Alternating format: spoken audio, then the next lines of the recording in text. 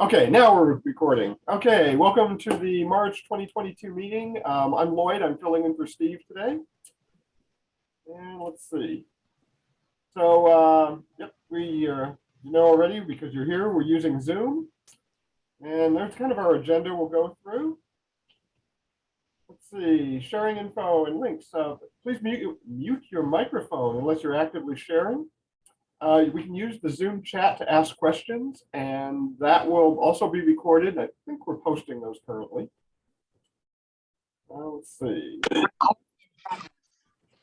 Okay, club business. So for those of you who are local, the new location has been selected. It is going to be right near the metal supermarket in Kent. There's the address, 22462 72nd Avenue South. We're not quite sure when we're going to get to start using that yet. We're looking probably mid-year, depending on how First is doing getting things set up, how COVID's doing, and so forth. Oops, go back to that one for a second.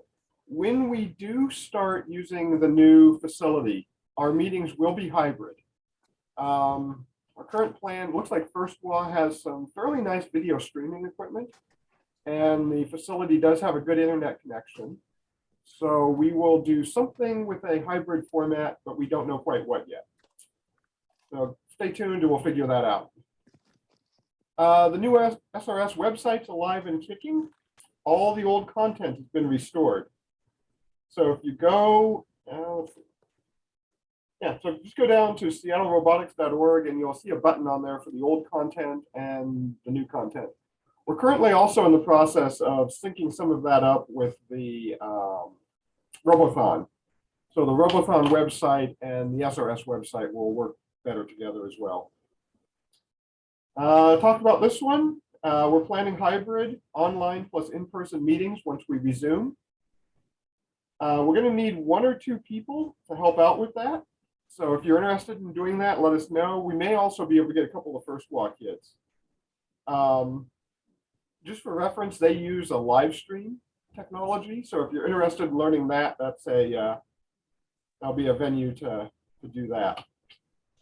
Events coming, Drive Electric Earth Day and First Washington Robotics events. Take a look at those. I'm not quite sure what those are. Steve had those in there and I don't have the notes on it. Sorry. Okay, if you're interested in purchasing a workshop robot kit, we still have those available. Let myself or Steve know. I've got a stash of them here in Renton, and Steve has a stash of them in Federal Way. So depending on which area you live in, one of us can help you with that. The Arduino Uno kits are 125 a piece. And the propeller-based kits are 135 a piece. So we've got both in stock. All right, Steve is also looking for presenters. Looks like we got a couple spots open later in the year.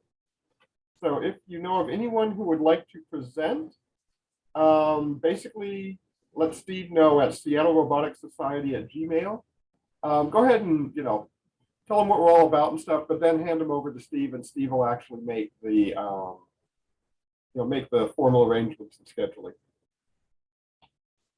Okay, so for 2022 and 2023, we got a pretty full lineup today. We have James Newton today for the Dexter Robot Arm. And you can see what we've got down there. Looks like the next open slots are October, November, and December. So pretty good lineup so far. The other thing to note is at least probably March, April, May, we will stay online just like we are now.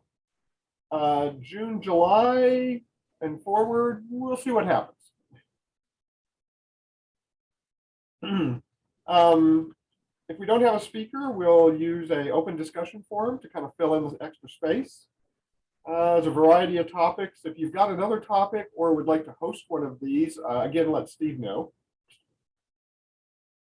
Today's presentation is going to be on the Dexter Robotic Arm by James Newton of Haddington Dynamics.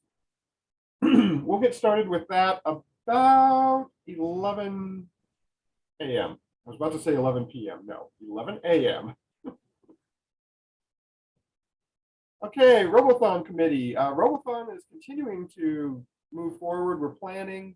We've done a couple of virtual events lately. We may do an event in July with War, which would be outdoors at the Seattle Center. We're still discussing that. We don't know yet. But with this, I wanted to turn it over to Donna real quick. She's got some additional stuff she'd like to show you.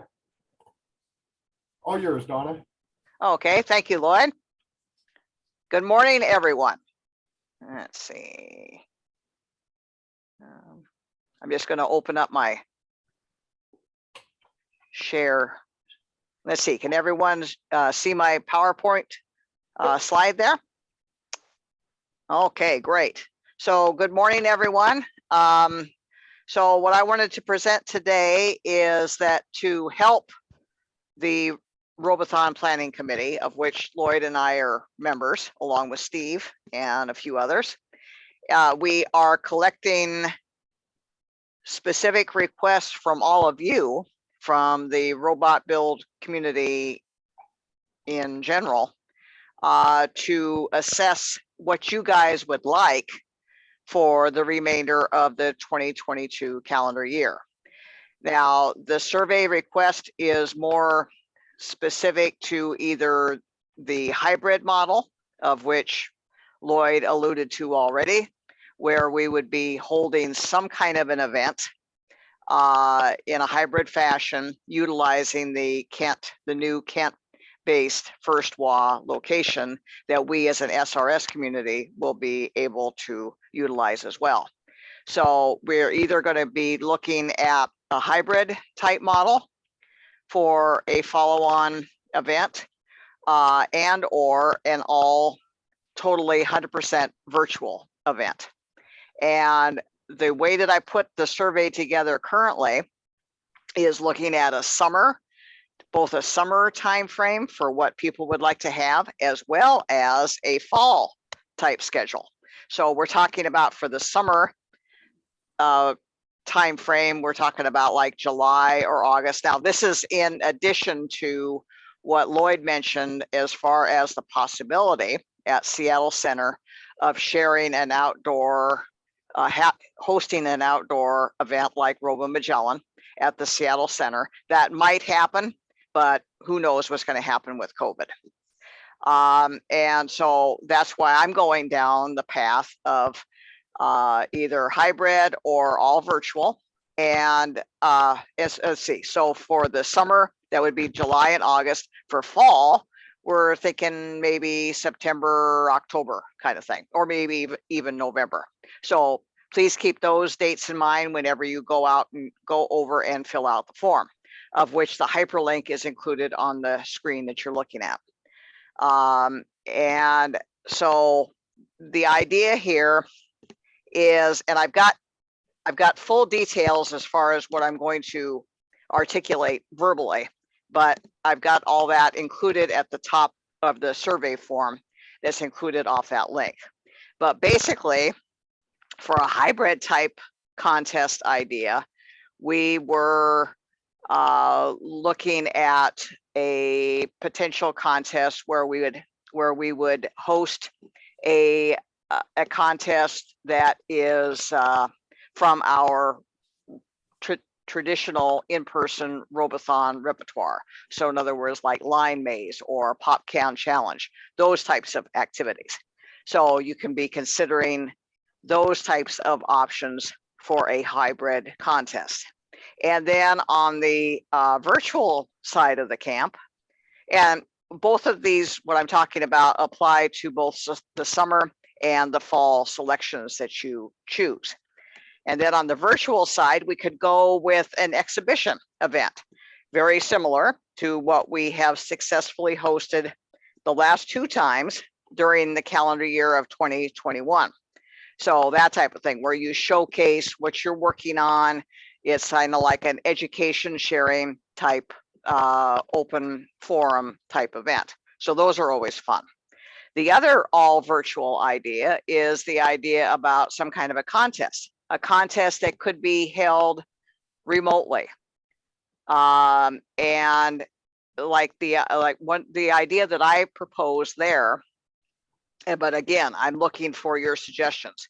But one idea is like a multi-level challenge model for RoboMagellan.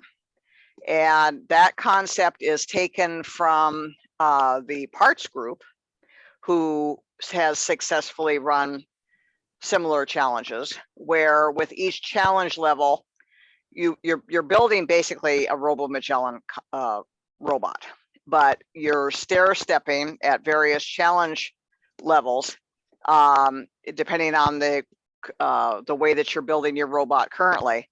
And you can enter, the idea of this is that you could enter at a particular challenge level and still be able to compete with it, yeah, provided that it met some basic criteria. And this is all a half-baked idea, other than what I've just shared with you right now for the challenge level for RoboMagellan. And I don't have anything mapped out yet as far as rules, as far as the exact scope of this. I wanted to propose this idea to the community and see if there is any interest in such an event, either just now, or that we could add to the in-person Robothon events going forward, or with other types of contest events that we have during the year going forward. So to me, this is a very viable option now and in the future. But again, it's not scoped out yet in total. So please go over to the link there off of robothon.org. Check that out, and please fill out the form. I've already received one form submission already, but I need a ton more of data to take back to the committee, and so that we can utilize this information to provide the type of events that all of you want. That's the whole idea of this. So the more data, the better. And I did also send out last night, I sent out an email to the SRS community list server email advertising this. So, and there's a lot more detail in there as far as the challenge level RoboMagellan contest idea. So any questions from the group before I wrap up my section today on this?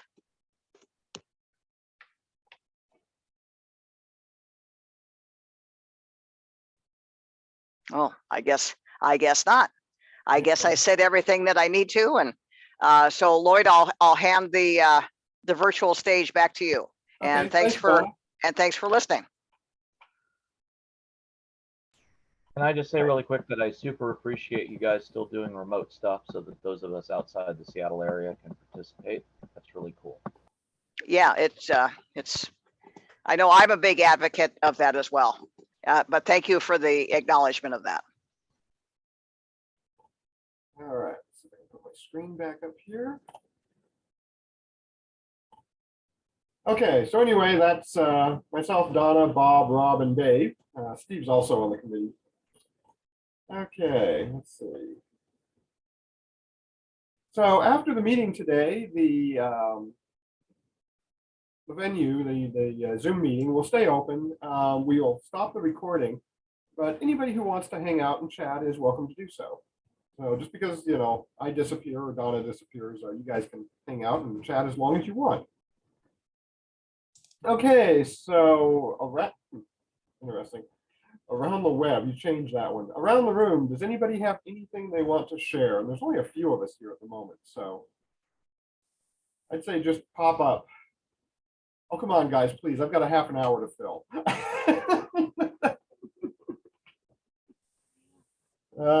Okay, well, maybe we'll take a 15-minute break. We'll see. All right, so nobody has anything to share. Oh, man. Okay. Let's look at some chickens. We could go for that. Okay, let's see. Those aren't chickens, those are bird robots. There's a whole thing going on the internet right now about how there's birds are not All actually birds are birds, robots. they're actually spy planes or something. I mean, it's completely ridiculous. It's like flat Earth society stuff, but I thought it was funny. Okay, well, I'm out of slides, so I guess what we're going to do is just open this up for a general chat for about 25 minutes. Maybe I'll poke a little, look a little bit. God, I can't talk. Okay, maybe I'll go look on the web a little bit and see if IEEE has some good videos to share. Let's see. Let me take a look at something here.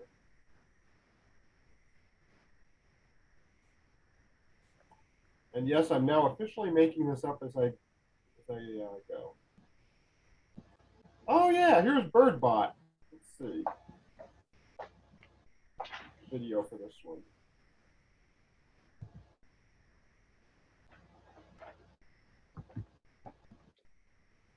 A few months back, the presenter had showed us a 3D printed mini Mars rover. Has anybody ventured into making one of those? Nope, I haven't.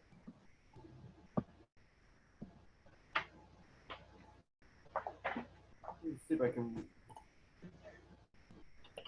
A moment here. Let me see if I can turn this into something that we can easily show. So we can't make one. I mean, I guess we don't have a 3D printer yet. That's when they do Graceful, one. elegant, powerful.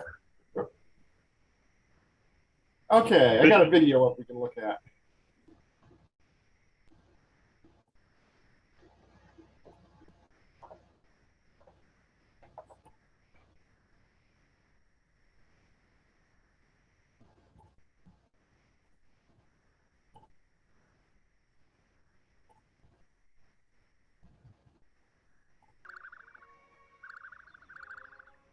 Graceful, elegant, powerful.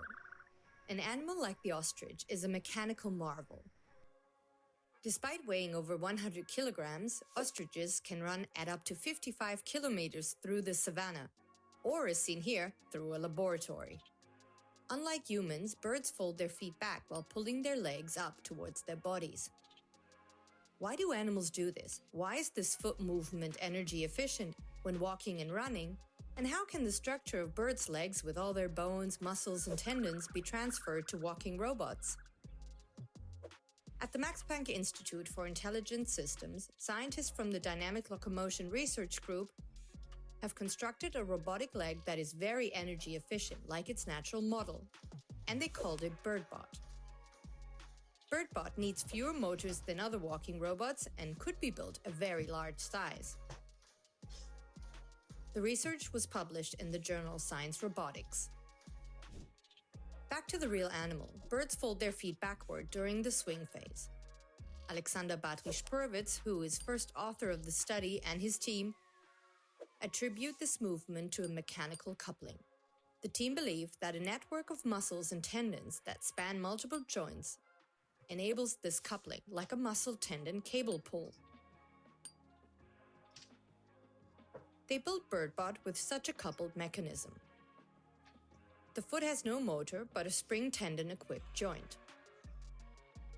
The foot is mechanically coupled to the rest of the leg joints via cables made of tendons and pulleys. Only the hip joint has a motor which swings the leg back and forth, as well as the knee joint to pull the knee up. The researchers let BirdBot walk on a treadmill and saw how the robot's foot folds back and forth as it walks. In the stance phase, on the other hand, the foot and leg joints need no motors at all.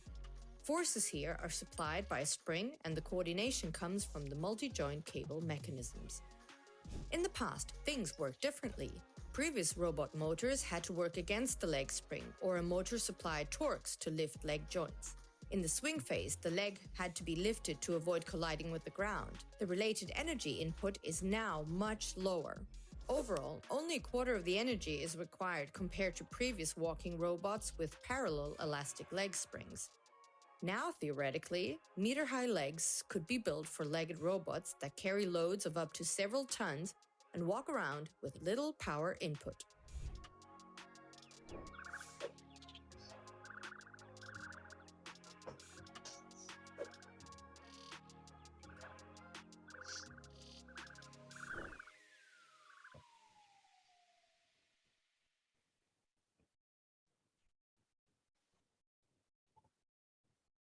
Okay, well, there's that one. Hey, it looks like we got some more people showed up. Yay. Oops. Okay, for the new folks that showed up, we're doing kind of an around the room thing. Does anybody have anything in particular they'd like to share? All right, let me go back and see if we got another video from IEEE Fridays. Let's see.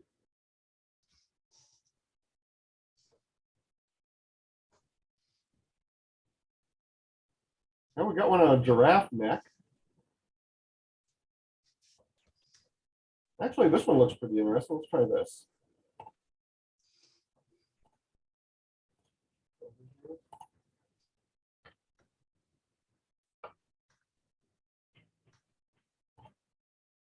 All right.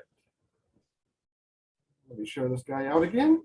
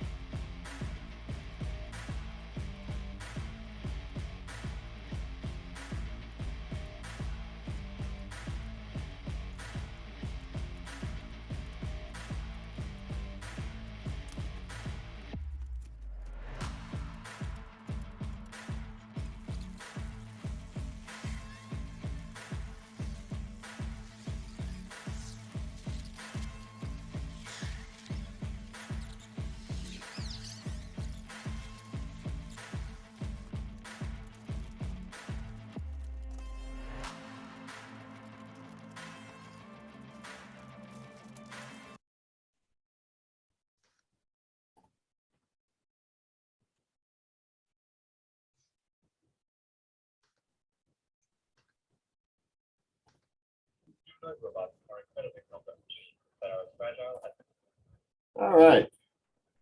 That was moderately entertaining. Let's see. What else we got? But what I always find interesting about those four-legged ones like that is that they always seem to have a twitch. They can't stand still. Yeah. Rarely do you see them not picking their feet up. Yeah, they're dynamically stable. That's one thing about them. They don't have a static position. So yeah, you always see that with that group. If you'd like, I can show you my crazy idea about getting a robot to carry around a cell phone. Go for it. I don't think I've shared this particular crazy idea with you guys before. Okay, go for it.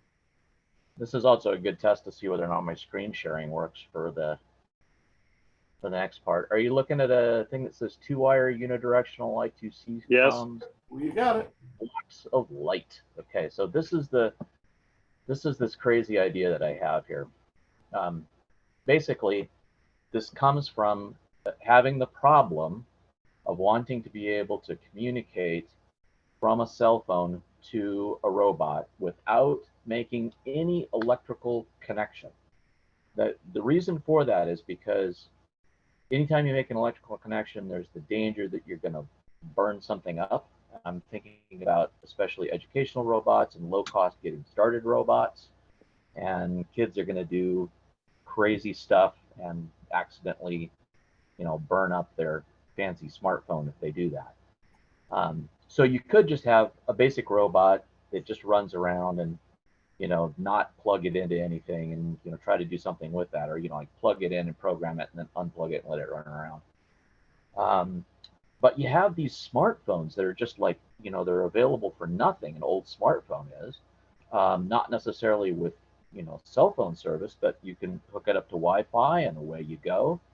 And they're just smart as all get out. So the initial thought that I had was, well, let's use an ESP8266 or an ESP32, which has Wi-Fi built into it.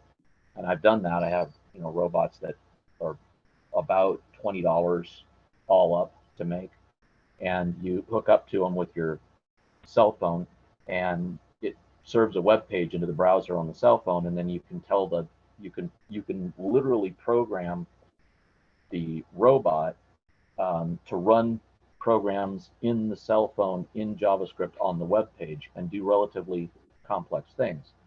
The problem with that approach is you can't both be connected to the robot and be connected to the internet at the same time, right? So you can do the one or you can do the other, and so that leaves out a bunch of things. And then the secondary problem with that is that you cannot access the hardware in the phone from the web page that's served from the robot, because that web page doesn't have a certificate in it. So you're doing an HTTP request, or you're doing an HTTPS request with a self-signed certificate or something like that, right? So there's security implications from that. So I turned back to this crazy idea that I'd had years and years ago, and it has been tested and it does in fact work. Where what you're doing is you're drawing on a web page, much like this, when you're drawing these two blocks right here. And then these two blocks are the clock and the data lines, and you use a pair of photocells to detect the light from those. So the idea here is that you have a slot in the robot, you drop the cell phone down into that slot, and in the slot there are a pair of photoreceptors. On the cell phone is the browser running with a web page that has these two squares, and that's how you send commands from the cell phone to the little microcontroller that's controlling the robot. So just to show you that this works, that may be too fast for you to see that they're blinking out a pattern. This little delay variable right here controls how fast it goes. So I'm gonna cut this message way down to be much smaller, and I'm just going to send those two letters maybe a little bit, even a little bit slower than that. I'm afraid what baud rate have you achieved? Yeah, great question. So we did some testing, which you can see in this video here, and we were able to get it down to something in the vicinity of 1200 baud. Which isn't bad at all. And I think the limiting factor there was the photoreceptors that we were using. These are not photodiodes, they're just photocells, so they have a relatively slow response time. So I think we would be able to go faster than that. The issue does not seem to be the actual the web browser has plenty of extra bandwidth left in it, even on a cell phone. Now, granted, in this test, we were running off of a PC. So, maybe it's a little bit less on a cell phone. But what we're talking about here is sending, maybe a single byte that sets, a level between 0 to 16 for the left motor and 0 to 16 on the right motor. So, 8 bits should do it for, simple motor control. It is unidirectional, so we're not getting any information back from the robot base. We're depending entirely upon the sensors in the phone. Then the idea is that you can make a web page hosted on GitHub or whatever for free, and that will be an HTTPS served web page. and then you can put in there requests to access the camera in the cell phone, the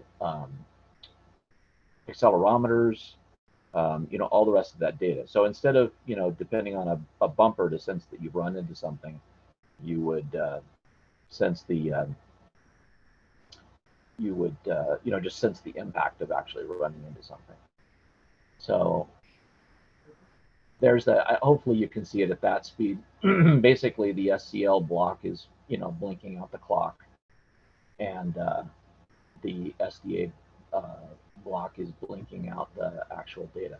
And yes, Gordon, that's exactly the idea. This is a opto-isolator between a poorly built, hacked together, cheap little robot body and Daddy's extremely expensive smartphone, or your own that Dad doesn't want to have to pay for, or Mom doesn't want to have to pay for. And again, this is so that we did that one test, and then we did another one. A guy in Germany did a test and put a video up on Facebook. He seemed extremely shocked that it actually worked. And then the other thing is that if you need to put out more bandwidth, if you need more communication between the two, what you can do is just add more sensors. So you could go to 4 bits at a time or 8 bits at a time, assuming that you had enough screen real estate at the bottom of the phone to send it across. So that's my crazy idea for a low-cost robot that uses a cell phone or a smartphone as a brain. Yeah, that's interesting. One thing that's definitely going to limit you is the screen update rate. So I mean, if you're 60 hertz or 120 hertz refresh rate on the cell phone screen, that'll cap you right there. Yeah. So I don't expect that we're going to get super fast, data communication. This isn't for like downloading files or anything. But like I said, it's enough to be able to send a couple of, 16 level motor speed commands, or maybe even 2 bytes, where we do a, plus 128 minus 120, or sorry, plus 127 minus 127, and stop, 1 to each motor. Maybe even a 3rd byte every cycle for, a little flipper or something that they can use to, do, remote combat or something like that. So the other thing too is that, I'll even show you later in the presentation for Dexter that you can transmit data back and forth between your home computer through an external website and to the cell phone. Sort of like a chat server, basically. You can set up a chat server and then have it transfer data back and forth, which, if you think about it, the really cool thing about that is it enables, robotics that are remote control over the internet. Very simple way of doing it. Oh, cool, thanks. Okay, I'm noticing people are putting some videos in the chat window here. We probably got now more than we actually can watch. We've got about 10, 20 minutes left. Which one do you guys want to see? So I've got one that's DeepMind, new AI. Richard's got a couple of them up there. Robert's got one on iCub.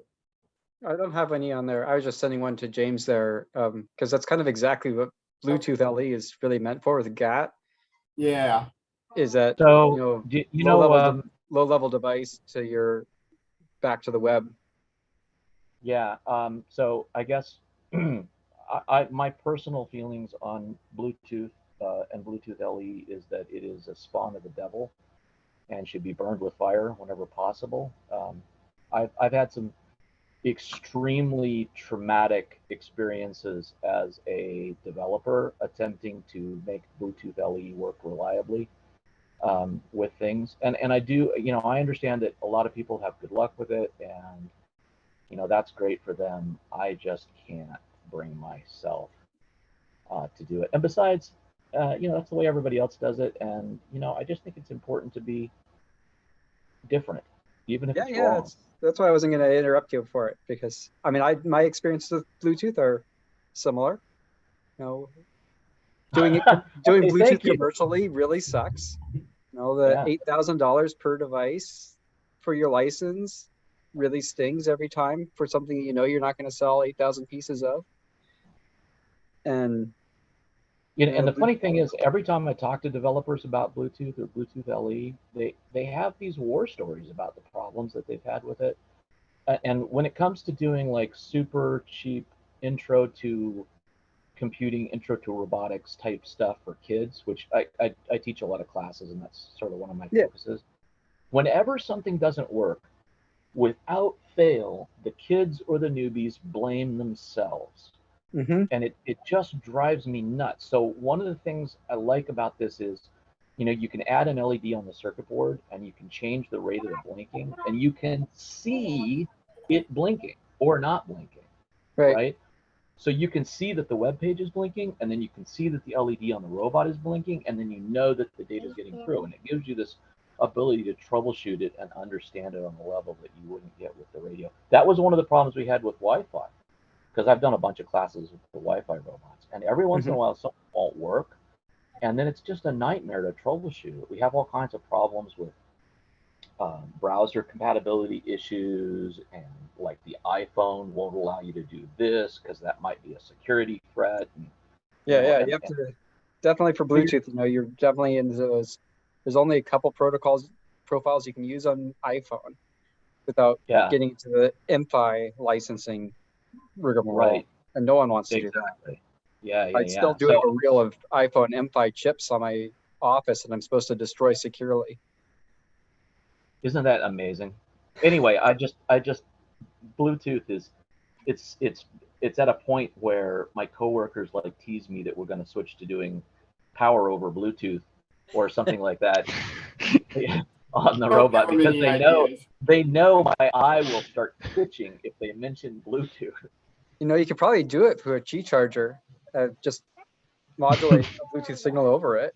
Yep. I have some experience with doing power over RF, and we were able to get a little bit of limited success with NFC stuff. It's tough. I used to work on data loggers. And you could always you could also, since you know the camera sensors, you already have one, at least one on the phone, is if you wanted to do some bidirectional stuff at higher data rates or bigger block sizes, is go to like a 2D barcode or even a 1D barcode. Yeah. So that was one of the things I was thinking about, is that if you set it up correctly, you could have an LED that's on the robot that the camera on the cell phone could see, and then you could use that to send data back to the script. I'm kind of amazed at what you can do with JavaScript for image processing. Just even on a old smartphone browser, you can do amazing stuff. I've done some experience with the old laser line trick, where you have a laser line, you turn it on and you take a picture, and then you turn it off and you take a picture, and you subtract two images from each other, and that makes wherever the laser line is visible, it makes it just clear as a bell, and all the rest of the image drops out, and you can use that for 3D changing. So I did that as a part of the class, and there's some cool stuff. Yeah, I mean, there's plenty of JavaScript libraries then for decoding QR code as well, if you wanted to do like 32K blocks or something. Exactly. Yeah. Is there a way to give the website control of the flash in your phone? I wonder if you could flash faster than the refresh rate of the screen. Oh, you mean the like the flashlight LED? Oh, yeah. That's a cool idea. I hadn't thought of that. Yeah, you'd be limited to binary, but you might be able to get faster if the rate you could turn it off and on is higher. Oh! I just realized. Really neat idea. We could do structured light with that. We could put a clear plastic. So the way you make a laser line is you just take a regular laser LED, and then you do a clear plastic tube right in front of it, and it takes that light and it makes it into a line. And you can do that with a standard LED as well. So we don't have to add the laser line diode on the output. We just put the plastic rod in front of the flashlight thing LED and the flash LED, and then turn it on, take a picture, turn it off, take a picture, and then do the subtraction. We'll get ranging that way. Thank you for mentioning that. Yeah, that'd be cool. The other thing I was going to mention is if you're going to do something like sending data over the LED channel, the flash channel, is you could go to a self-clocking like a Manchester code or something like that, and you'll have the speed. If you've got the speed, you essentially double clock it, and then you're good to go there. So that would, Right. Oh yeah, I forgot about Manchester encoding. Actually, that's right. Yeah, so that would get you the self-clocking mechanism out of that channel where you've only got one signal. Yeah, and so most of the time people suggest doing serial, and that won't work because the JavaScript isn't time accurate enough to be able to hit those timing slots. But Manchester would work, right? Why not? Yeah, it's a good idea. I mean, it might get, at least when I learned Manchester coding, it was a little tweaky on my head. So getting kids to kind of go for that might be a little more challenging. But if you wrap it in a library or something, who cares? Yeah, and there's nothing. The main thing is for them to be able to debug it by seeing the light blink and then seeing an LED, a circuit blink, so that they know that the signal got through. What the signal is, they don't really need to understand right off the bat. Right. And that gives a little bit of room to grow. Like to say, hey, what are these signals that are being sent, and what's this thing, and then you've got like 8-year-olds and 9-year-olds learning about Manchester encoding, and do you want intelligent robots to take over the world in the future? Because that's how you get intelligent robots to take over the world in the future. You teach kids when they're 8 about Manchester encoding, things that they shouldn't be learning when they're 8, and then in the future they make those robots, right? Hey, I had my nephew come up to me one afternoon asking me about NAT because he was trying to set up a Minecraft server, and I was like, where the heck did you learn this? Isn't it great? Kids these days are wonderful. Don't ask my 10-year-old about his Minecraft server, because the amount of times I've had to go and try to get him to program a plugin for it is more times than I've programmed this year. It's scary. Okay, tell you what, folks, go ahead and keep talking. I'm going to put up the 10-minute break timer, and we will come back at about just about 11 o'clock, and we'll start with the main presentation today. Go ahead and carry on.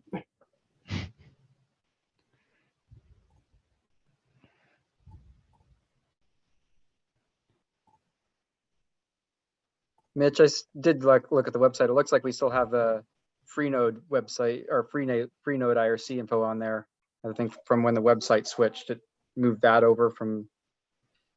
And so we are not on Freenode anymore because there was there's actually IRC drama this year for the first time since Eris.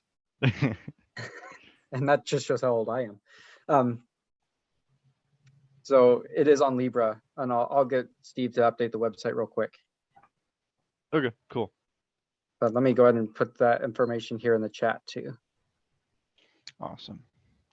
Yeah, I'm gonna have to unfortunately head out before the main event, but I'll be sure to catch it on YouTube and then join the IRC. Yeah, and there's at least 2 of us in IRC all the time. We just kind of hang out there and chat about random stuff. Cool.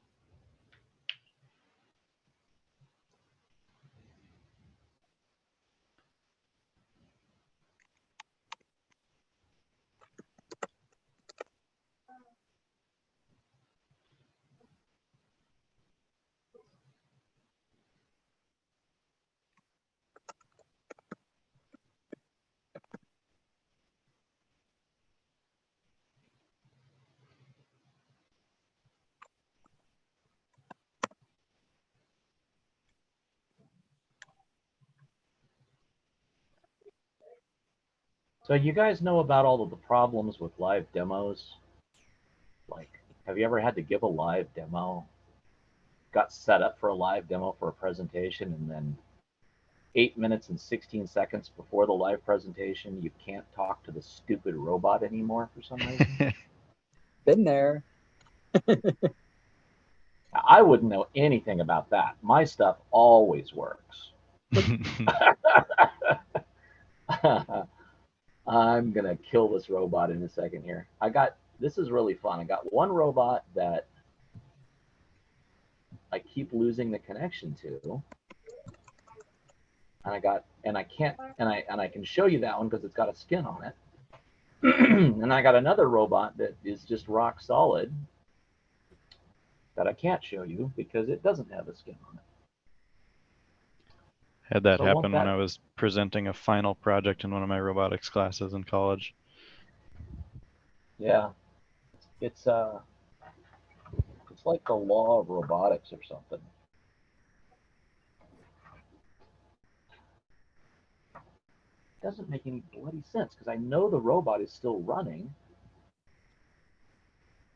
and I can talk to it for like a minute, and then all of a sudden, I can't talk to it anymore. Ah!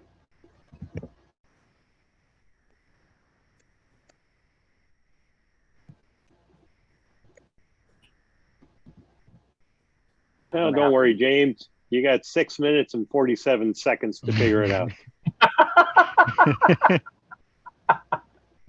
Ah, that's great. I love it.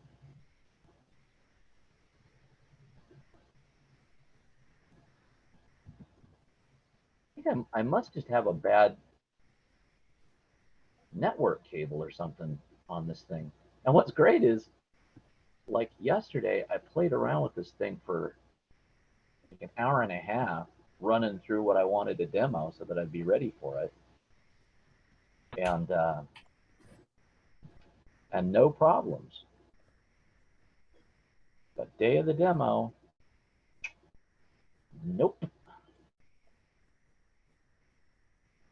That's okay. What I'm going to do is I'm going to use my rock solid robot to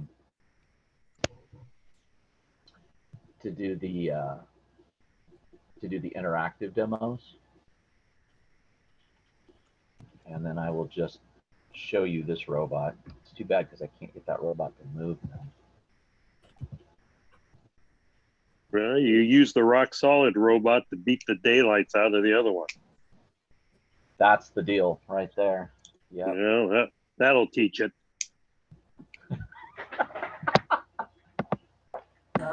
BattleBots with negative reinforcement. Buy a recycling machine to send a message.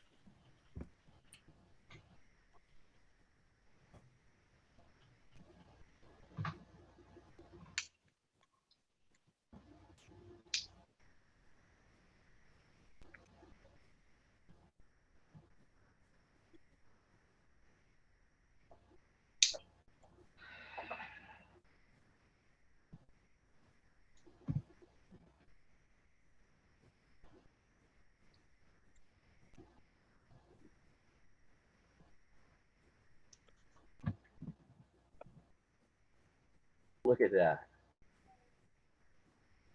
Got her back just by switching the network cables around. So there's definitely a network cable. It's got a break in it or something like that.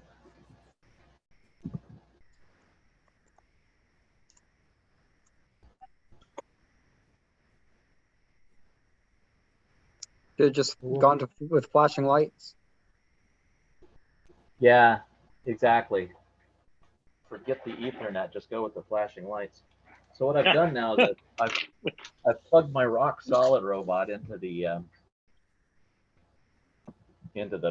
I've swapped the ports that they plugged into. We'll see whether or not I lose connection to my good robot and suddenly gain connection to my bad robot. Good robot, bad robot. It's okay, I can do everything I need to do with either one. Just you won't be able to see it do it. The only issue.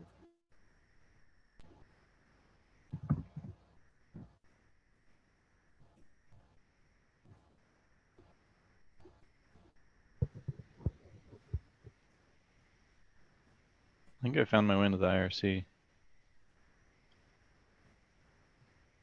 You guys think about having a Discord channel?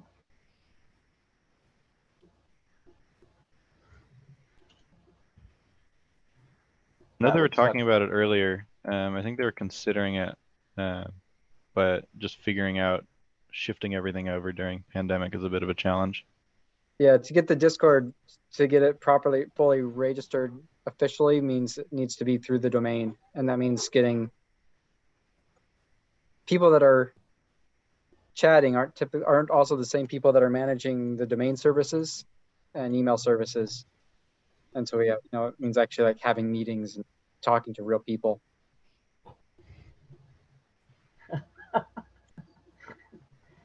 And as engineers, we would do almost anything to avoid that. Yeah, so therefore we are still on IRC. That's great. We did I move love IRC networks because there was like IRC drama this year. It was amazing. I haven't had IRC drama. When you say IRC drama, you mean like people on the IRC channel got into drama with each other? No, as in the IRC networks got into drama with each other. Oh. Which hasn't really happened since like where were we originally? I think we're on Undernode or Undernet, and we moved to Freenode when Freenode went to the open source, open communication stuff, and Undernet was getting a little harder to manage, like being officially registered and doing channel registrations.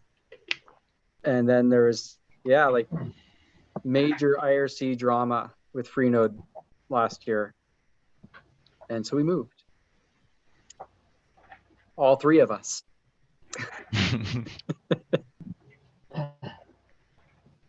Well, usually whenever there's drama on something like that, it's the human beings on the surface that are causing the drama. Oh yeah, no, this is all the Crown Prince of Korea took over Freenode. Oh, okay. And I'm not kidding. That is. Oh my God. So if you want some, there's all those fun internet stories of weird things that have happened on the internet amongst, one person or just a group of people that completely changed major things. This was one of those, if you happen to still use IRC. Oh my God.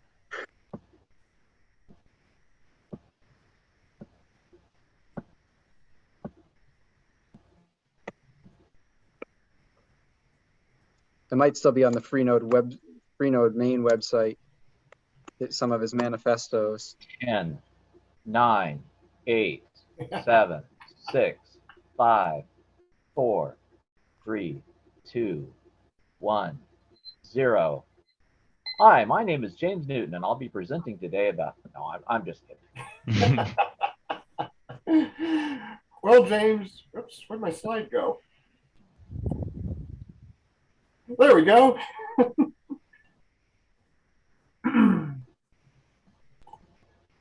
All right. So I think there's our break time. Yeah, James, how you doing? Tippy tappy with a song in my heart. I'm going to try to turn on my video. Yep. Not you guys are really going to see anything, but and then. So with that, I will stop sharing. And yep, we can get you full screen now. And basically, welcome and thanks for presenting today. This is James Newton of Haddington Dynamics, and he's going to be talking about the Dexter Robotic Arm. And I'll just hand it off to you. I don't know. It never fails whenever I set these things up. There's something I don't think about, and in this case, it was the fact that I have this pillar right here, which is going to get right in the way of everybody seeing the robot. Oh, I love it. I'm so smart. Yeah, well, this black thing right here, that's not the robot. This black thing here, this is the robot. I think everybody probably has that figured out. But let me go ahead and share my screen, and we'll get going on this presentation. So just so you know, this is this is going to be basically more of a ramble than a presentation. I do have some slide decks, but the two things that I really wanted to go over are this wiki, which is publicly available, and I'm going to copy a link to that into the chat so that you guys can go and look at it. and then I'll do a few slides from the presentation if nobody has questions. But what I'm hoping will happen is that somebody will ask a brilliantly intelligent question, and then I will stop and answer that question and keep answering it in different ways until we get the idea completely across. I have noticed that it seems like there's certain concepts within Dexter that are really hard for people to wrap their heads around because they are not in a box. They are out of the box, right? And so, you know, my earlier comments about using light to transmit information from a cell phone to a robot should tell you that I think outside the box as much as I possibly can. And that's kind of what Haddington is all about, thinking outside the box. We do a lot of that. So let's see. You know my name. Let me give you just a really super quick intro. I was born in California, and then at the age of, I think it was 7, my parents kidnapped me and forced me to move to Oregon, where they forced me to live in the rain in the countryside because my dad was convinced that World War III was going to happen. We had a bomb shelter and everything. I was interested in digital logic and robotics and computers, and this was, you know, early 70s. So being in the middle of nowhere and being a kid, the librarians at the local library, you know, they tried. And for anybody who's young out there, this was before the internet. There was a time before the internet. I know that's hard to believe. But back then we had this thing called a library and a card catalog. And I read every book that had anything to do with robots. And at the time, there was a show called The $6 Million Man, which was about a cyborg, and they called it Bionics. And so I was asking for interlibrary loans from university libraries for anything on the subject of bionics. So, you know, here I was like 12 or 13 or something. I was trying to read these papers from universities about bionics, and boy, did it stretch my mind. And then, I don't remember the exact year, but y'all at the Seattle Robotics Society started publishing this newsletter called The Encoder. And my dad was able to get a subscription to that, and it was a lifeline.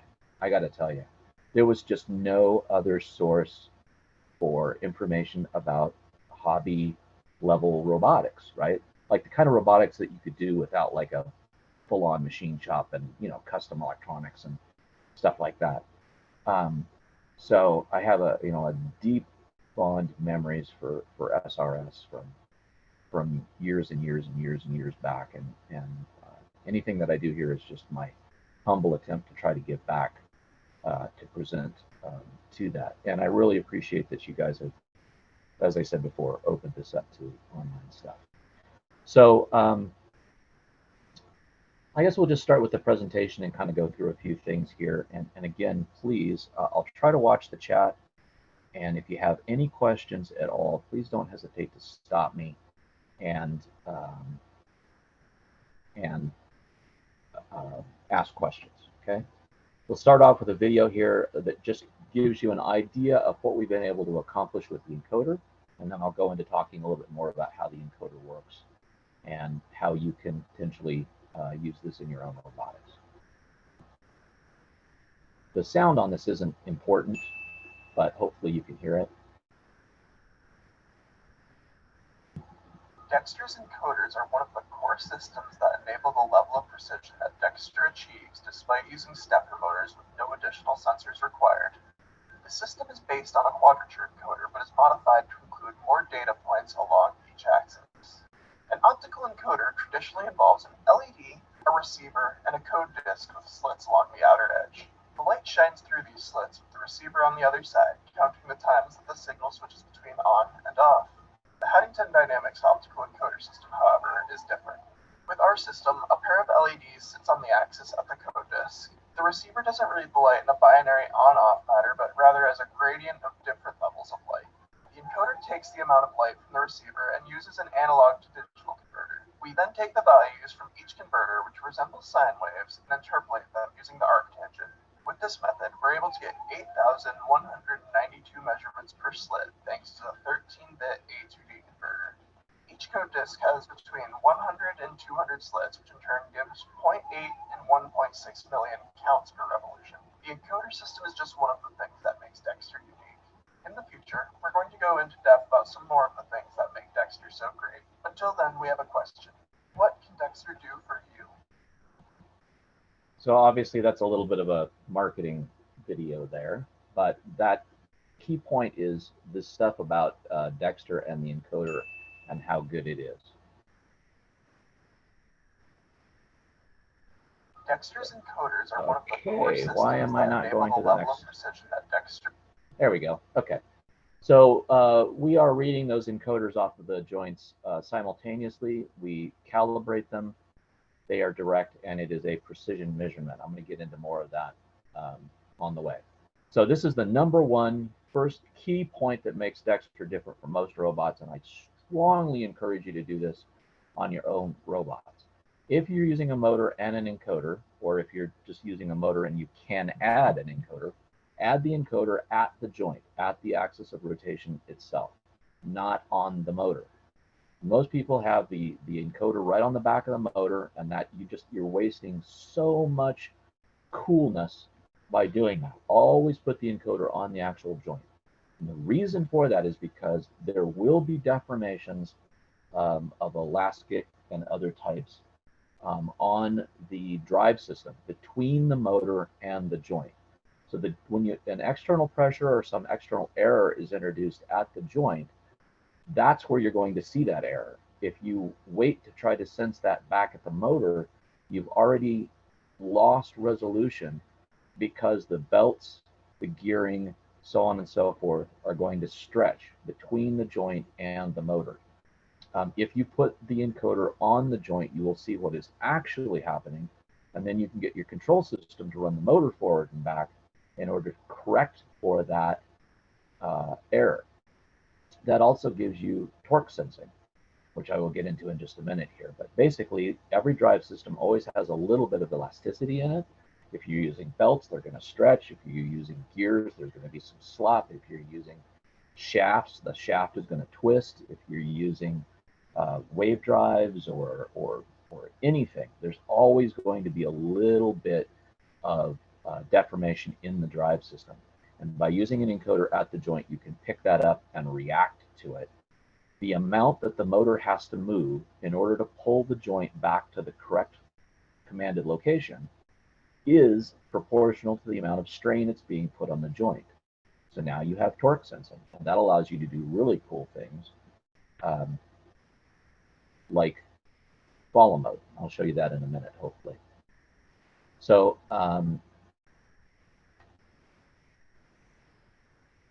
one of the things that comes from this encoder system being analog, I'm going to go over here and just show this bit on the encoders again, is that you're getting an analog signal out of it. And we all know that analog signals are not precise, right? They never are 100% precise. So again, like he was saying in the video, we're getting this change in the light levels where it gets darker and lighter and darker and lighter. But instead of reading that as a 1 or a 0, we read it as an analog signal. And that analog signal then gives us this sort of a sine wave. And then what we do is we offset one of the detectors by some number of slots plus a half. And that, or excuse me, plus a quarter, I guess it is. It's a quadrature encoder, so it's a quarter. So that gives us basically a cosine wave out of the other encoder. So the first encoder is giving us this purple line here on the top, and the second encoder is giving this other line here. And then we quantize that through, an ADC, a pair of ADC encoders. And then if you plot that and you put the cosine on the x-axis and you put the sine on the y-axis, then what you'll see is a little circle going around as the joint is moved. Okay, so what we're seeing there is we're seeing a plot of the quadrature encoding of the sine versus the cosine. And if you were doing this with a standard encoder, you would get basically 4 points. You'd get a point here, a point here, a point here, and a point here. But what we're doing is we're getting all the points in between. Okay? Now this is showing a perfectly smooth, perfect circle, but you never actually get that. What you actually get is something more like this. So as you can see, it's kind of oblong. So this is those points being plotted. And there's multiple circles here. And the reason why there's multiple circles is because each time you go past a slot, you're getting another circle. Each one of these circles is one slot going by. Nobody has stopped me to ask a question, so I'm just assuming that everybody understands this, but I usually lose somebody about here, so don't hesitate to say, wait, I don't understand that. So not only is this shape oblong, but also you'll notice that it changes over time, right? So when you're on the last slot, maybe you're getting this circle in here, and when you're on the first slot, maybe you're getting this circle out here, right? So they are unique. And what we do is we move the arm, or we move the joint through a range of motion very smoothly and very steadily. And as we're doing that, we're recording those A to D points. And then we're putting out all of that information into a table. And then what we do is we reverse that when we do a lookup. So let's say that the arm is at some certain position. We don't know what the position is, but we look at the, but we know that we started from home. We started from 0. And we know that we've seen a certain number of these circles go by. So we're on slot number 7, let's just say. And we know that when the X was showing us this, or when the sine was at this level and the cosine was at this other level, that the actual arm was at a certain position during the calibration phase. So we're doing this reverse lookup and saying, hey, the last time we saw this pattern on the encoders, the arm was actually at this location. So now we are assuming that that's where the arm is now. Okay. I'm almost certain that I will have lost somebody at that point. So I'm really surprised that nobody's asking me questions. Are you guys still listening? Somebody nod your head just to make sure. Okay, all right. You're getting this? Okay, good. You're doing better than most people. So far, so good. All right, so there's this whole issue of encoding, and of calibration rather, and of then doing that reverse lookup. Most of the time, we're doing that in an FPGA. So we're doing it very, very, very, very quickly in real time. But there's absolutely no reason why you can't do that in a microcontroller or a computer that has enough RAM to hold the table, right? So you just need to have enough memory to be able to load the table in and do a fast lookup. So here's a graph that just kind of shows that a little bit. The signal that we're getting, he says it's ATAN or arctangent in the video, but it's actually ATAN2, which is ever so slightly different. And so that is giving us this red line down here, this kind of sawtooth step line, because it's coming back to 0 every time that we go past one eye, right? So every time we go past one slot, it's going back to 0 again on this small circle, the one that we're computing with ATAN2 from the sine and the cosine. And then this blue line is we're counting the slots as they go by, right? So we know that, no slots have gone by, 1 slot, 2 slots, so on and so forth. And then we know that the distance between the slots mechanically, so we know what that position is changing by. And then when we add this red line to the blue line, we get this yellow-orange line here. And that is what we estimate the actual position to be. That's the actual signal that we're getting. So that's what we actually put into this table, and that's what we're looking up against. We're taking this estimated position and we're putting that back to the actual position, in this case using arc seconds. Okay, well that went faster than expected. But one of the things that is really key to this whole thing that I want to point out is that this yellow or orange line is not perfectly smooth.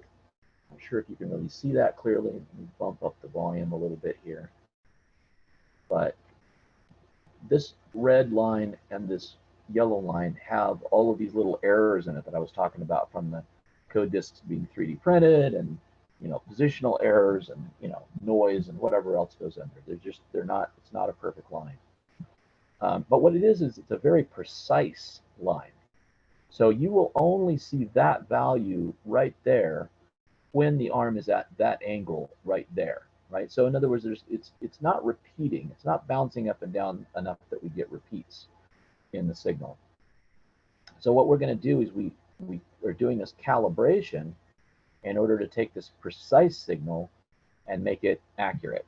Now, you guys probably all know the difference between accuracy and precision, but I have this great story that I've developed, so I'm going to tell you the story to give you a tool for explaining to other people the difference between accuracy and precision. So there's a programmer who lives far away in a magical land, and he is a really smart kid, but he's having a lot of problems. He's just, it's a real frustrating job sometimes, and he's just having trouble with it.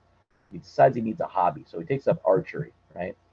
And so he goes down, he buys a bow and an arrow and a bunch of arrows, and he buys a target, and he sets it all up, and he fires the arrow at the target, and he misses by a mile. He's just horrible. He's shooting arrows, and he's trying to get his technique down. He's watching YouTube videos, and he just can't get anywhere with it. So this being a magical land, he goes down to his local genie, and he says, "Hey, genie, I know I got a wish on file with you. What I want to do is I want to be able to accurately hit my target." And the genie says, "You sure? Accurately? That's how you want to do it?" The guy's like, "Well, yeah, I want to accurately hit the target." The genie says, "Omni Omni VOR, you will now accurately hit the target every time." So he goes back, he pulls out an arrow, and he fires at the target, and it goes high and to the right. He's like, "What kind of a dime store genie is this?" Fires another shot, and it goes low and to the left. And every time he fires a shot, it misses the target. But he hits somewhere on the thing, but he misses the bullseye every time. But he realizes that if you average the position of all of the arrows that he's hit, it always averages to being exactly around the bullseye. So then he suddenly realizes, oh, I asked for accuracy, and I got exactly what I asked for. What I really should have asked for is precision. So he goes back to the genie and says, "Okay, look, I don't want accuracy, I want precision." And the genie says, "Omni Omni VOR, you're perfectly precise." So now he goes back to the target, and he fires another arrow, and it hits high and to the right again. And he shoots another arrow, and it hits high and to the right again, and it splits the shaft on the old arrow. And every time he aims at the bullseye, he exactly hits that same point in the upper right-hand corner. But now he knows about calibration. So what he does is he just shifts his aim to the lower left corner. Now he aims at the lower left corner, and he exactly hits the bullseye, okay? And every time he aims at that lower left corner, he exactly hits the bullseye. So now what has he got? He's got both accuracy and he has precision, because he did a calibration to bring his precision into being accurate. So the key point is, if you're accurate, it doesn't really matter. That's not the thing to go. If you're accurate and not precise, you can fire all you want to. You're going to hit all over the place. Your average might be perfect, but you're never going to be able to be precise starting from being accurate. But if you start from being precise, then through calibration, you can be both precise and accurate. Okay? That's my little story on accuracy versus precision. Wasn't that a great story? Did you enjoy that, kids? Okay. Let's go on. So that's this whole slide is about calibration and how we can go from being precise to being accurate. So we end up with 16,000 CPR. I'm sorry, 16K points per slit, 1.6 million points, 1.6 million CPR minimum around these encoders. They're absolutely amazing. So we're using these 3D printed discs. They're not expensive. We're using stepper motors, NEMA 17 stepper motors. They're not expensive. We think of our bill of materials as being low cost because it's around $1,500. Keep in mind that 90% of that is the wave drives that we use. We use these wave drives for gearing on the motors. You could use sun gears. You could use worm drives. You can use other things that are far less expensive. And then we also use an FPGA, which is expensive. You can get smaller FPGAs. You might be able to learn how to program them. I just want you to know that you can very probably do all of the stuff with the calibration of the encoders using just a standard processor. So very low power because of the gearing and all that stuff. They're very lightweight. Haptic, I'll get into that in just a minute. And then very, very precise. So let me show you the end result of all of that. I really love this video because this talks about load adaptive positioning. So it's one thing to be precise, and then it's another thing to be able to compensate for loads. Oh, did somebody ask a question in the chat? Just that you have to have it head out. Okay, no worries. So let me play this video for you. Now what I want to show you here is that he's got that left-hand robot in follow mode. So what he's doing is he's pushing on that robot, and the control system is sensing the torque and then driving the motor to take the torque away. So that means the robot follows him. And then those position commands are being sent to the other robot, the white one on the right here. And what that is doing then is lifting this weight, and he's using it to hit a couple of different points in the dial micrometer. I hope you can see that down in the lower left-hand area. So there he's hit this 2 numbers back from the left pretty immediately. And now he's going to go and set that down. And now what we're showing you here is 2 playbacks. So I want to show you that he's playing it back with the weight on the left, and he's playing exactly the same recording back without the weight on the right. And what you'll notice is that the robot is hitting exactly the same point on both sides. So with the load, without the load, doesn't matter. We're hitting the same point. So why doesn't the load matter? Why doesn't the load make a difference? Because the encoder is at the joint. The encoder is at the joint. That's the whole reason why it's load adaptive. Okay? Very key point there.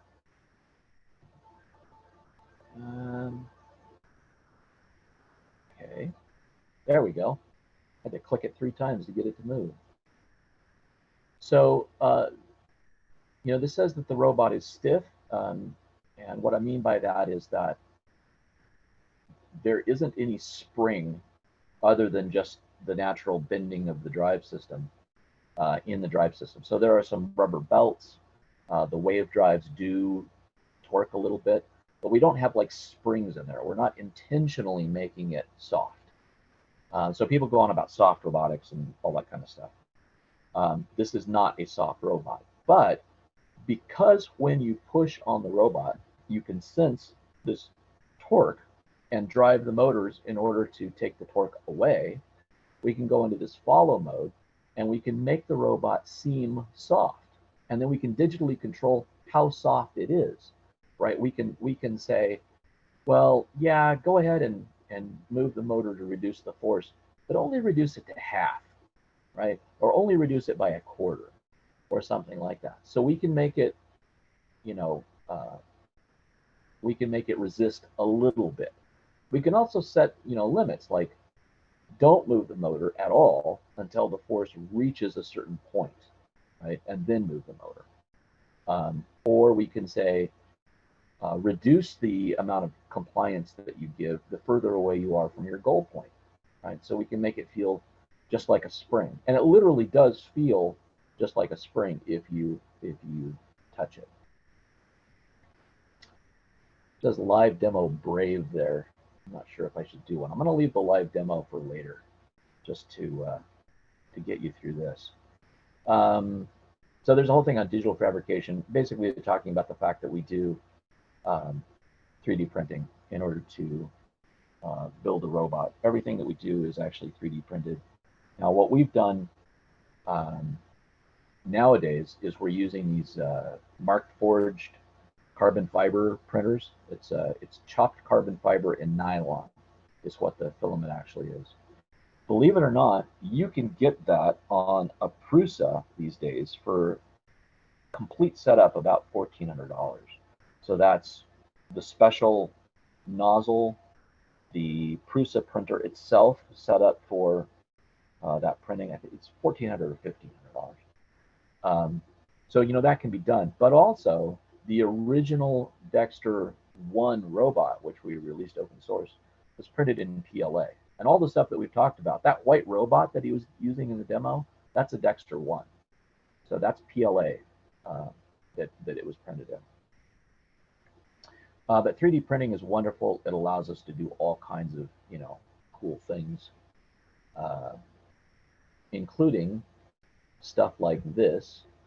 We actually 3D printed our own cycloidal drive, and you're starting to see more and more of these online. Scientific did one. James Bruton, the guy with the annoying voice from the UK. I don't know. I find his. Oh boy, that was recorded, wasn't it? If James Bruton watches this video, then he's going to be insulted. He's That's horrible. totally watching this. You're in trouble now. Yeah. Oh wow. I love the guy, by the way. He's great. I love because he does a lot of really out of the box type thinking on his robots, and that's what I enjoy about him the most. Like someday he'll be able to afford, having somebody do voiceovers instead of him talking. But what was amazing to us is that actually worked pretty well. It's a little bit crunchy, but we let it run for a good long time, and it kind of wore in over time. We don't use them because the cost of all the little bearings in there is actually roughly the same as the wave drives. There are better designs that have come along that don't use so many bearings. The other thing is I was talking about being able to use a worm drive if you want something that's less expensive. This is a worm gear drive, but you'll notice how it acts like it's a spring. So that's exactly what I was talking about with this control system. Now, if you're not using an FPGA, you're probably not going to get that speed of response, but you definitely will still be able to backdrive a worm gear drive. Isn't that wild?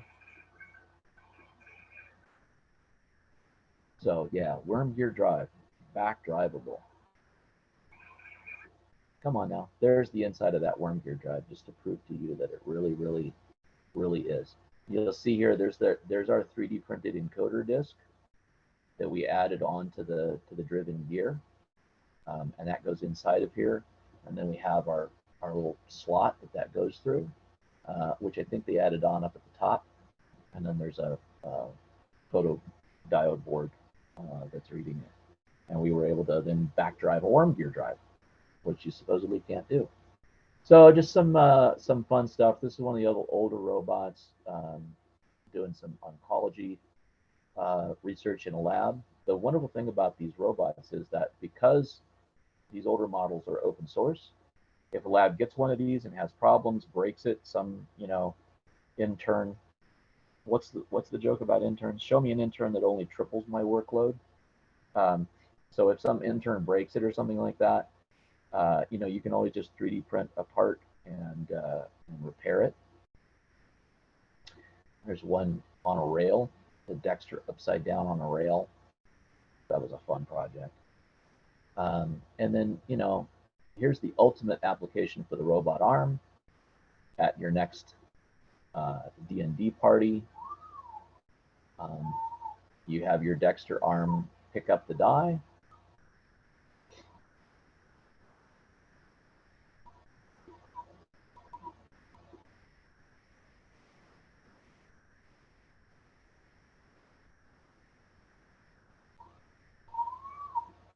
Do a little random motion and roll the dice for it, right? We should be able to sell millions of robots just based on that alone, right? Come on. So anyway, it's a little bit about that robot on a rail system. Honestly, probably not that interesting, but just the idea that you can do that. There's a 6th axis on the robot that allows you to drive another stepper motor. Big deal.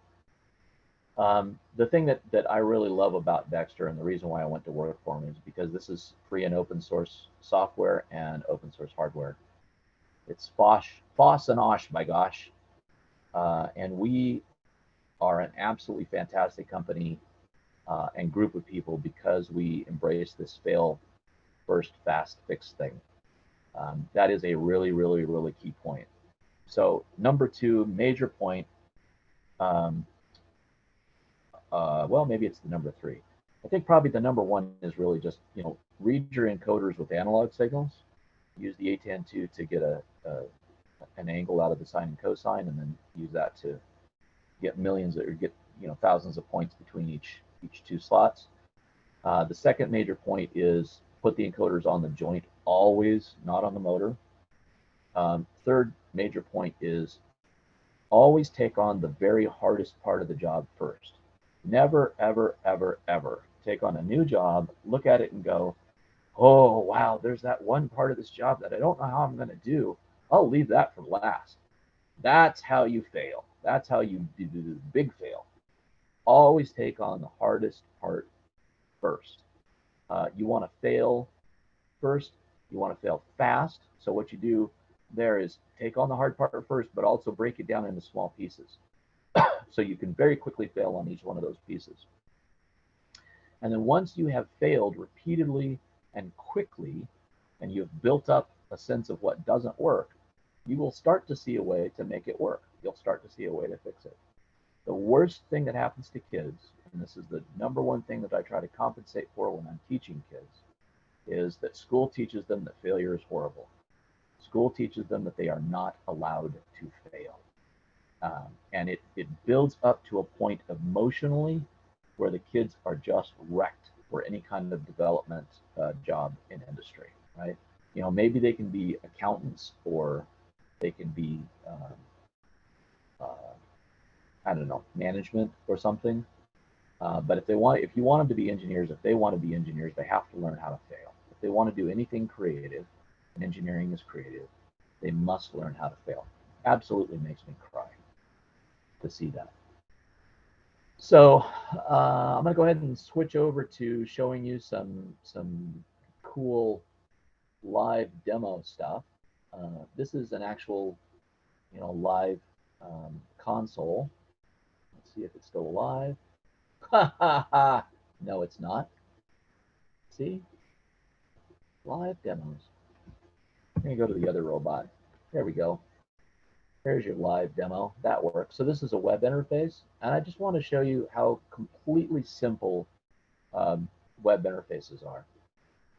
All you have to do is have something that listens on a particular port 80 in this case, and then when it gets a request for a particular file or for no file, it goes and finds a file and sends it back. So let's see, can I hit this? Yes, I can hit this. So this is the web editor on the robot, and it allows you to look at the files that are on the robot. I'm going to go into the www part, and what you'll see in there is this httpd.js. This is a Node.js program, and this is the web server. And some of this may look a little bit complicated, but all we have to do is have access to the file system, and there's a library for doing HTTP stuff. And really all we do is we get what file it is that the user wants. I'm skipping past a bunch of code here that isn't really important. We just grab the file out of the www folder, we read it into RAM, and then we shove it out to the browser. This right here, this little section right here, is really all there is to a web server. All we're doing is just instantiating that HTTP create server. There's a callback function where you get the request and you return a response. And basically you parse the request to get out what file you're looking for. If there's no file, then send index.htm. And then you go and you do this thing where you serve the file. You just grab the file out of the operating system and you send it. So seriously, I mean, I know that this is a big long file, but that's because we added a ton of other stuff into it. But seriously, web interfaces are incredibly, incredibly simple. There's almost nothing to it.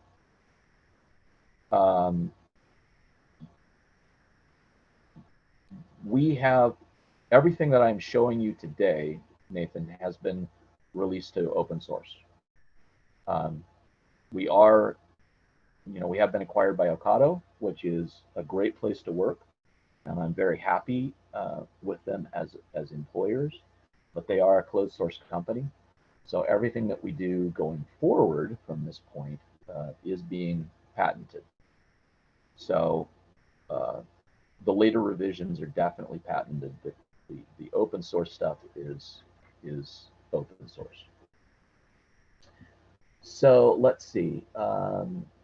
This is a little application that I wrote called Dex Chat, and basically what this does is it shows you what's going on in the robot kind of under the hood. It's a little bit complicated. I don't want to claim that it's not, but what I want to show you here is that you see that little blue dot that's moving back and forth. You can't see me doing this, but I'm over there moving joint 2 back and forth. Okay, so here I'll move joint 3. You'll see the same thing, right? This is just a live plot of this ADC sine and cosine information, right? And from that, we're calculating this measured angle down here. And that measured angle is in arc seconds, by the way. So 3,600 arc seconds per degree of movement. So that just gives you a sense of how that whole system works in real time. Anything else I should show you there? Probably not. I'll go ahead and stop this. I'm going to switch over to, let me make sure I'm in key position mode. I think I am. And then I'm just going to switch over to a different method of viewing the status. And I will start that. So what this is doing, this is converting this down into like degrees and torques in Newton meters and velocities, right? So now what you can see is if I push on joint 2, you can see this joint moving back and forth. Okay, this is the torque sensing that's happening as a result of that calculation on the thing. Now what you'll notice is, let's say for example that I push really hard and fast, and just watch this angle on joint 2 here real quick. Hopefully you'll see that little bump right there. Now I'm continuing to press on it, but notice that the joint angle has gone back to 0.000 degrees, right? It's holding position very quickly. I'm going to very rapidly let go. Okay, and you can see that little jiggle down there in the position, but that was, not even 1/10 of a degree. It was more like 100th of a degree, and the torque reacted. So then the next thing I'm going to do is I'm going to go ahead and go to a new position here. And so I'm going to give the robotic command to go to basically 90 degrees on joint 3. So 1, 2, 3, 4, and 5. So you'll see the joint 3 velocity go up. You'll see the joint 3 angle change, and you may see some changes in torque as well on that joint. Oh, wait, wrong number of zeros. Try that again. There we go. So now basically joint 3 is over at 90 degrees. It's horizontal. Okay. And what I'm going to do is I'm going to pick up. Oh, I have my video turned off, don't I? Turn on my video for just a second. And again, unfortunately, I cannot show you the robot because this piece of garbage with the skin on it. So I've got a little 9-volt battery here. And I'm just going to set this 9-volt battery on the arm, and I want you to notice this torque sensing here. See, 26.3, and if I let it off, 29.6, and if I put it back on again.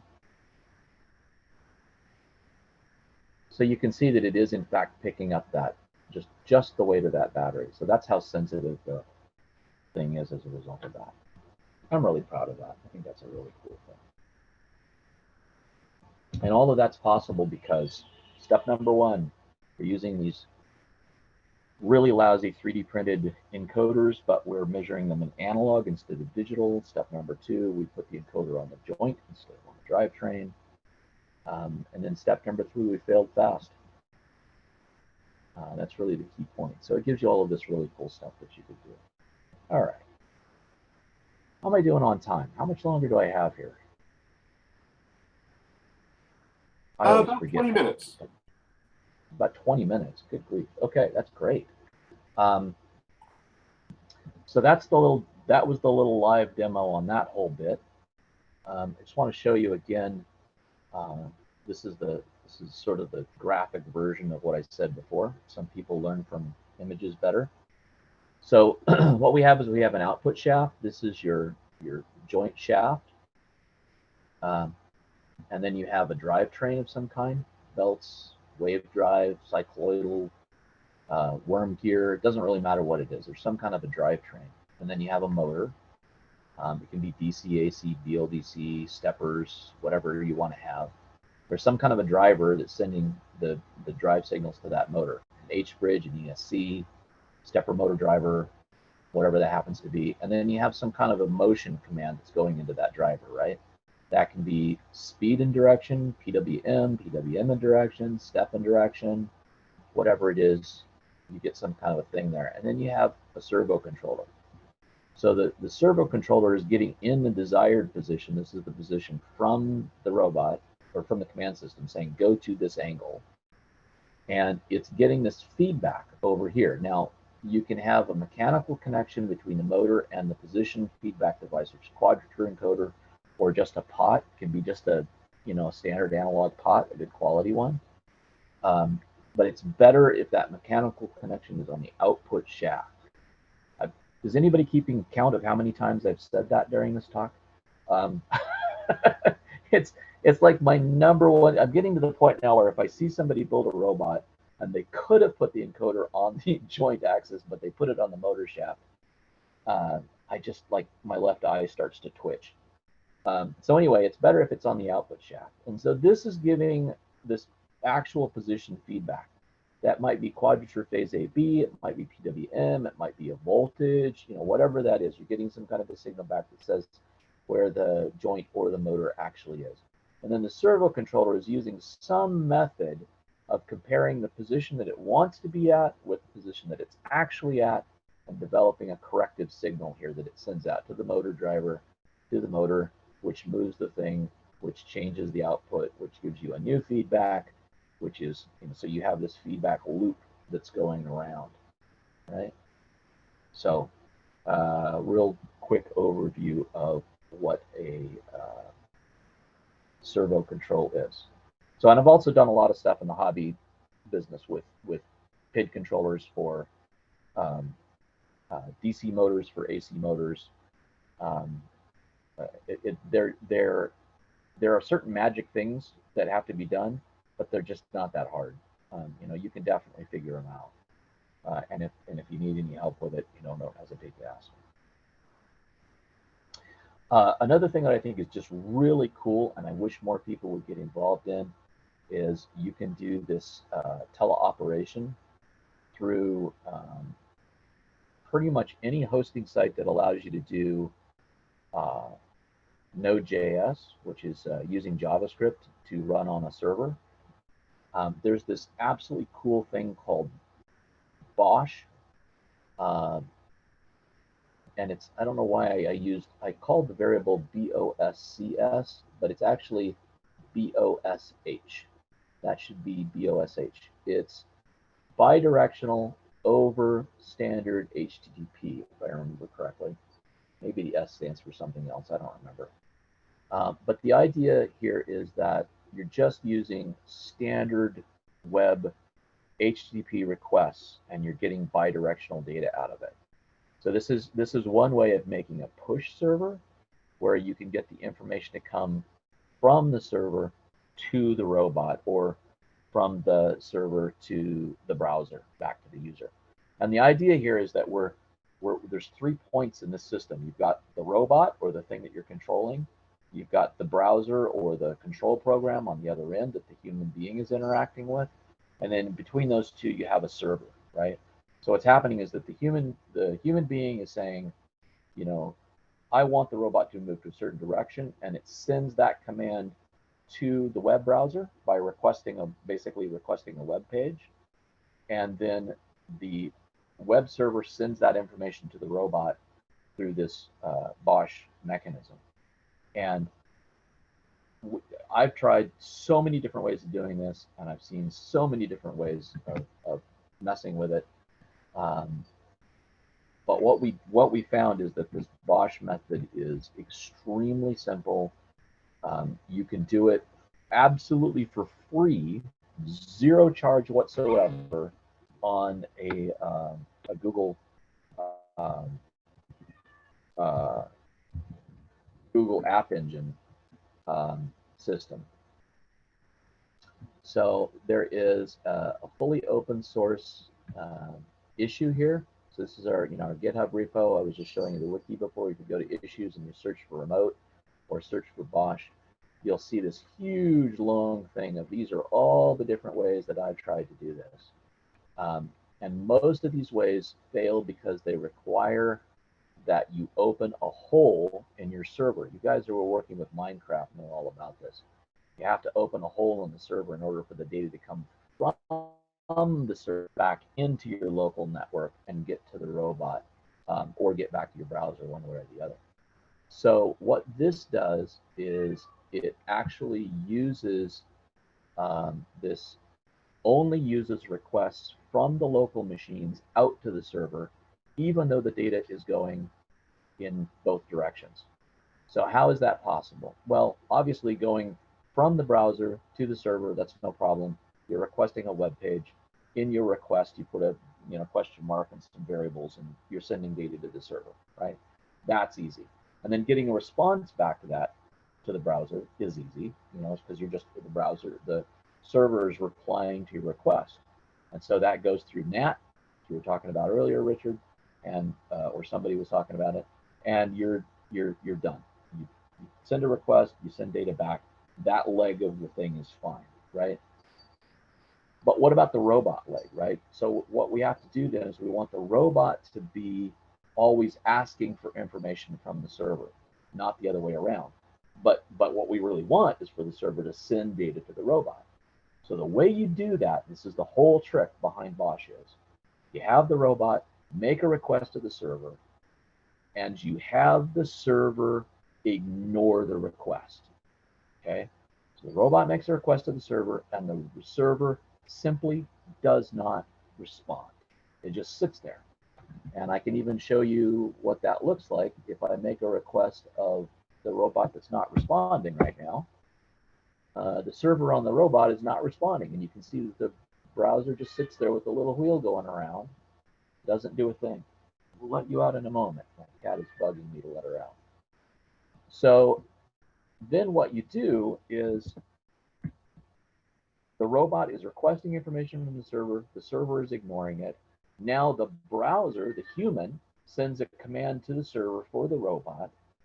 The server gets that information, and in that information is a field that says which robot to send it to. And the server goes, oh, do I have a robot that matches that description that's asking me for information right now that I've been ignoring? Oh, yes, I do. Okay, now I'm going to respond to the robot. And it responds to the robot with the data that came from the browser. Okay, so now the robot has that data that the browser sent, and it goes, okay, great. I'm going to act upon that and move or do whatever I have to do. And I will then make another request to the server. When I make a request to the server, I'll send back my status information. Okay, so it's the job of the robot then to make a request, wait for the server, which is not going to respond immediately, and then when the server does respond, look at the data that comes in and use that to move or do whatever, and then immediately turn around and make another request, which the server will again ignore until it has data to send back. So that's how Bosch works, and it's a few lines of code. You can run it on practically any host, and it works like a champ. We did some really, really, really cool stuff with that. I'll run this video real quick. This is a live teleoperation of a robotic arm over the internet. These guys are with Avatar Medic, and they simulate doing medicine in remote locations. They're literally in the middle of the Mojave Desert. And we've got a Dexter there acting as an assistant to the surgeon.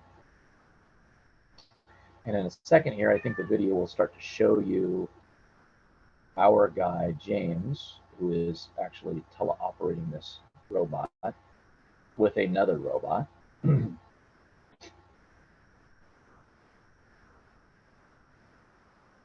Okay, maybe I have to skip this ad a little bit. Here we go.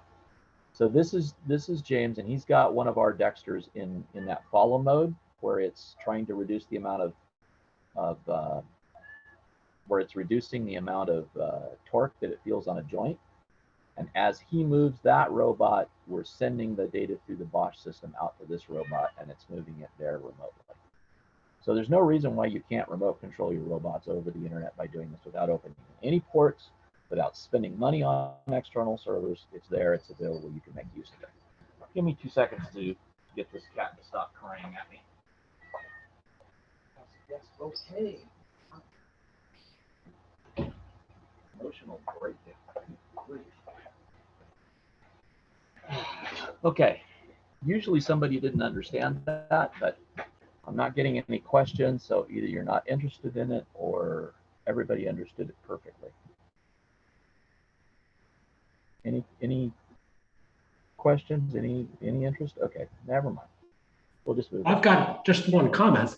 So what you're saying is if you take a disk and print it like that with a bunch of slots in it, and add your light sensor to it, and then do all your math to it, you can build a test rig and test how it works compared to another encoder.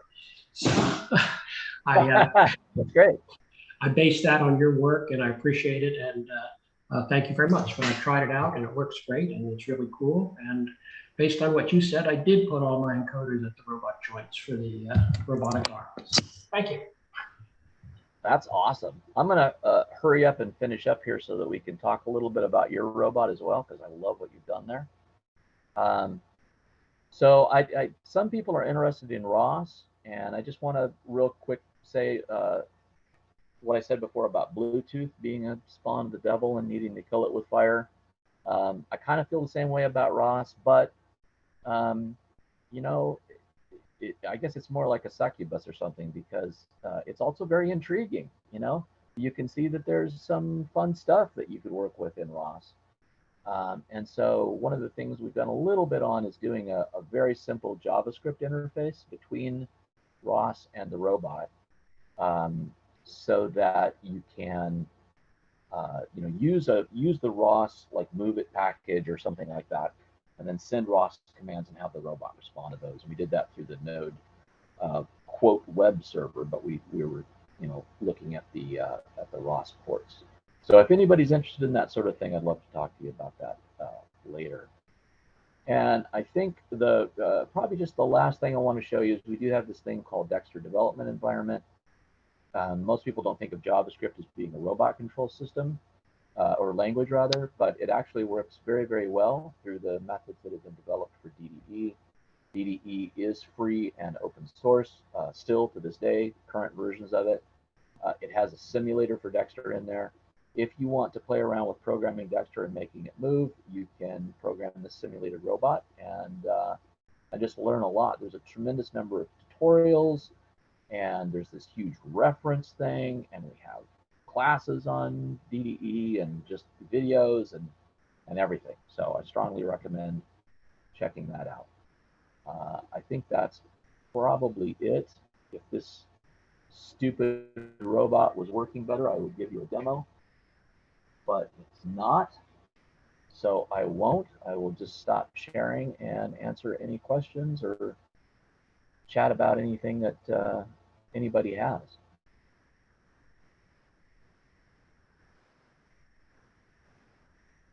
Oh, I forgot to mention that that Haddington Dynamics is hiring. We have 10 slots available. If anybody's looking for a job in robotics, we're looking for mechanical test engineers, robotics technicians, software engineers, mechanical engineers, software engineering team lead, electrical engineer, you name it. Thank you. Cool. So, oh, thank you very much, James. It's a very cool presentation. yeah. Can I ask the gentleman, I missed your name, who was building our encoders and putting it on your robot? What how far have you made it through on sensing those positions and being able to do anything with that? Well, I went in a different direction. So that was some early stuff, and I didn't have access to the FPGA computational thing. So I went and ended up with AMS magnetic encoders and simple CAN encoders, still doing 2, and in the middle is a series elastic joint, soft compared to your hard. So I'm not using your technology, but I really appreciate it. I enjoyed experimenting with it a lot. Yeah. So one of the things I've been a little bit concerned with is that stupid thing wants to live. Was that the FPGA is a huge blocker. It's also a huge win if you can learn how to use them, but it is a huge blocker. I do really strongly believe that you can do that table lookup in with a processor, just using, you know, a function pointer. And what you're basically doing is you have a pointer into the table, and you look at the value that you're getting back from the ATAN2, and you can compute ATAN2 from the sine and the cosine. And then you look at that value that you've read from your calibration, and then just if it's too high, you look to the next one. If it's too low, you look to the one below, and you keep, you know, just move up and down until you find one that matches, and then that will correspond to the position that it was at during calibration. Now the calibration, that's a whole nother problem. One of the things that you have to do is set up some kind of a rig, and you know, I don't have fantastic answers on how to do this. But you set up some kind of a rig where you tell the robot to move the joint to a particular location, open loop. It's not using the second encoder. It's just, you know, moving the robot to that location. And then you somehow mechanically read, maybe with a vernier rotational caliper or with your AMS encoder, you read where it says that the robot is, and then you write that value into the table. So basically you're saying, when the encoder system says that it's at this location, my AMS encoder or my protractor or whatever it is that I'm using says that I'm at this location. So those are those value pairs. And if you build up enough of those value pairs, then you can use the optical encoder. What you might be able to do is interpolate between a limited number of those, so you don't have to automate the calibration system. And hopefully that will actually, you know, work. Let me see whether or not this stupid robot wants to actually bear with me here. I'm going to see. This is it's in a mode we call FUI, which is a teaching mode, where it should react to my command. So I just clicked it one to the right. I'm going to click it down, and now it's going to go into follow mode. He says, there we go. So now it's in follow mode, and what it's doing is it's allowing me to just drive it. And it's moving its motors in order to get out of the way. So what I'm going to do is come down here and pick up this battery from this location, and then I'm going to drive it over here. And I'm going to set it down at this location. And if you can't see that, it's okay. I'm going to adjust the camera angle in just a minute. And then I'm going to come around and bump it there, and bump it here, and bump it here in order to center it, and bump it here, and then I'm going to come back and pick it up again. There are other people in the company who do a much better job of doing this, kind of a demo, so you'll have to bear with me. Okay, and now the way this program is set up is when I return this to the home position, it'll come out of the follow mode and go back to the regular mode. So I'm going to pull this down. I don't know if you can see that. But now what it's going to do is it's going to play back that sequence.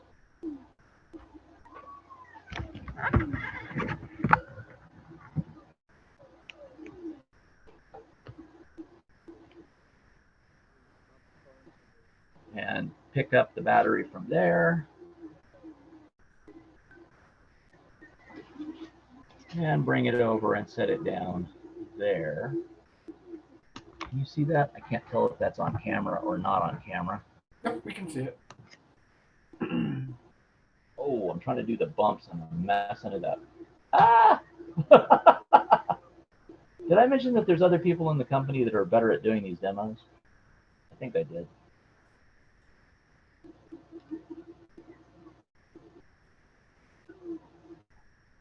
There we go. Oh! Horrible. Horrible. I'm absolutely terrible at doing these demos. Haven't done one of these in a while. But you get the idea. You can move the robot through a series of motions. It records it, and then you play it back. Boy, I'm going to take a lot of crap for that demo. And here's another thing that's interesting about this. During the playback, if I want it to stop, I can just bump the robot. And it can sense that and go back to the home position. And then stop and be ready for the next playback. So there you go. Live demo-ish. Not the best one that's ever been done.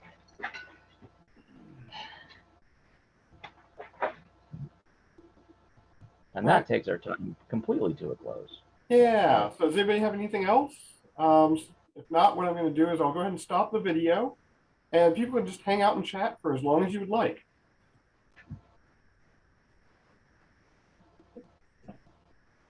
And thank you very much. Thank I you. thought that was excellent. Thank Really you. got a lot Thank you, James. More than welcome. I can't wait to see your robot with encoders on the joints and doing all kinds of cool force sensing and remote control and stuff.